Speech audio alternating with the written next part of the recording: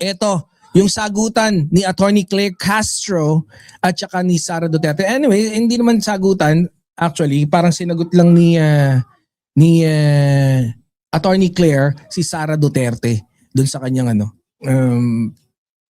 sa kanyang mga yung parang almost you can say it paratang, 'di ba? Kapag walang, sabi ni Attorney Claire Castro, kapag walang script, lumalabas ang totoong anyo. Halimaw. Parang ganun. Parang ganun yung pagkakasabi, no? Ma'am Viola, shout out Ma'am Viola, Ma'am Aurelia Adena. Ayan ha. So, punta na tayo sa ating next topic. Magandang araw mga kaibigan. So, Sara Duterte, gusto ko makita ng taong bayan hanggang sa dulo kung gaano kawalang ya si PBBM. Yan yung kanyang sinabi, no? Sumagot na si Attorney Claire Castro. Kapag walang script, lumalabas ang totoong anyo. Oh, yun. Sa akin, talagang yung anyo mala demonyo. Banggaan ng mensahe. Sara tumira. Attorney Claire bumanat pabalik. So, ang political tension, no? As political tension continues to rise between President Marcos and Vice Sara Duterte, yung discussion is no longer just about policies. Unti-unti na rin ito nagiging issue of credibility, no? Issue ng leadership, behavior, and who can maintain public respect. Kung tutusin, hindi na nga dapat siyang pag-usapan. Dahil klarong-klaro naman si PBBM, statesman. Hindi naman siya pumapatol sa mga ganyan. No?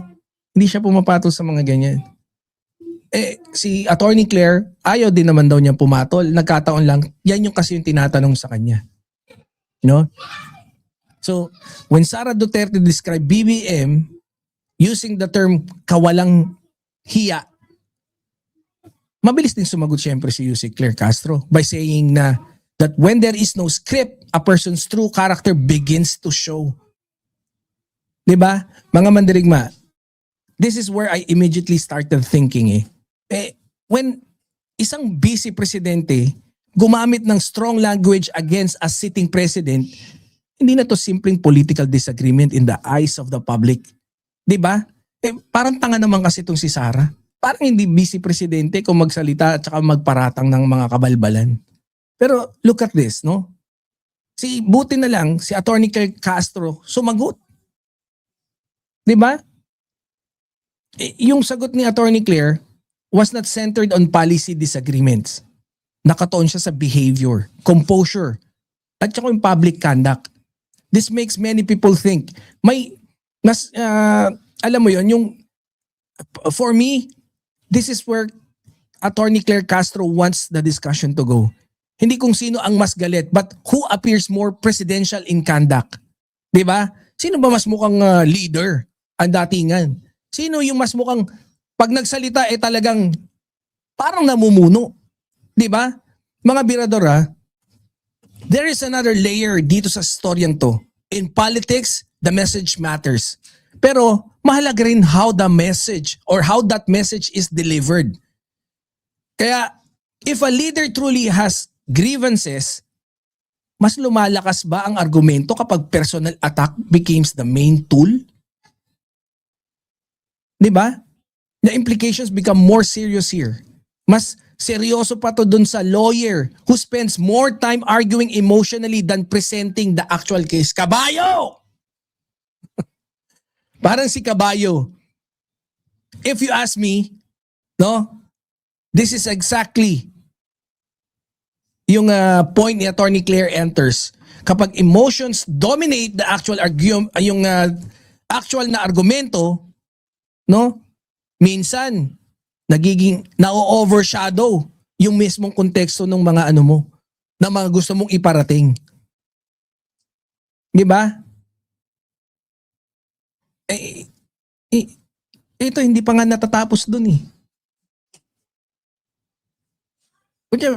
Yung banat talaga nila, madalas araw-araw Ma'am Chaicher. No? Pero yung Pangulo natin, tahimik lang. Tahimik lang. Nagtatrabaho lang. Oh. Yung Marcos camp, no, has often chosen to answer criticism through spokesperson and communication officials. That is why when Attorney Claire Castro responded, malinaw na this was not merely a personal opinion but a defense of the administration's position. This situation becomes revealing. Kung yung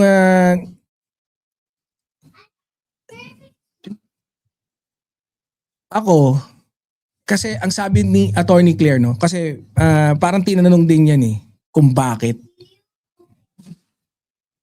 Kung bakit puro Sara Duterte na lang yung mga sinasabi, or kung bakit puro Duterte yung lumalabas. Unfortunately, yan lagi yung tanong din kasi. Biruin mo, press conference about sa mga good news or yung mga projects or kung ano yung ginagawa ng administrasyon, biglang tatanungin, Yusek, ano po ba masasabi nyo dahil ito yung sinabi ni Sara Duterte? Ano po ba masasabi nyo dahil yung ICC ngayon inanaro si Digong? Ano po masasabi nyo dun sa sinabi ni Paulo Duterte patungkol dun sa administrasyon? Natural. Ano ba gusto nyo magiging sagot? 'Di ba? Kaya this is where I am not convinced by Sara's approach. Habang tumataas ang public position, yung kanyang pwesto, expectation for discipline and restraint also becomes higher. Dapat ganun Pero in fairness kay Sara Duterte, consistent siya. Kung paano siya maging dugyot ng mayor, ganun hanggang ngayon, hanggang vice president, dugyot pa rin ang walang niya. Biruin mo yung kadugyotan niya, nananapak ng di ba? Nananapak ng sheriff. And then afterwards, ngayon po siya, kung ano-ano mga pinagsasabi. Mga ganun-ganun. Di ba? So, mga kaloy, this is where the bigger picture starts. This is no longer just about Sara Duterte and Attorney Claire Castro. It is about how the country's highest officials should conduct themselves while the entire nation is watching. Ang problema kasi sa mga Duterte, they think that always they can get away with it. Parang gagawin ko to, gagawa ako ng masama. Let's say for an example, I am Batman, shout out. Let's say for an example, yung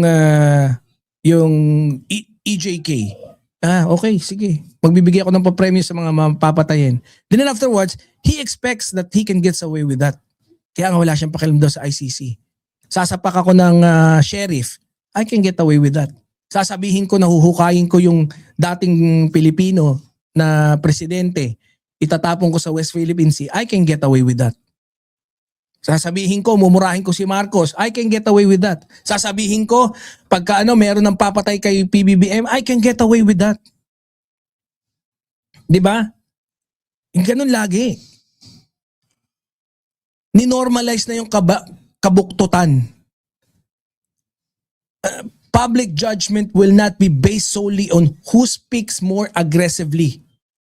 Tapos na po yung era na ganun.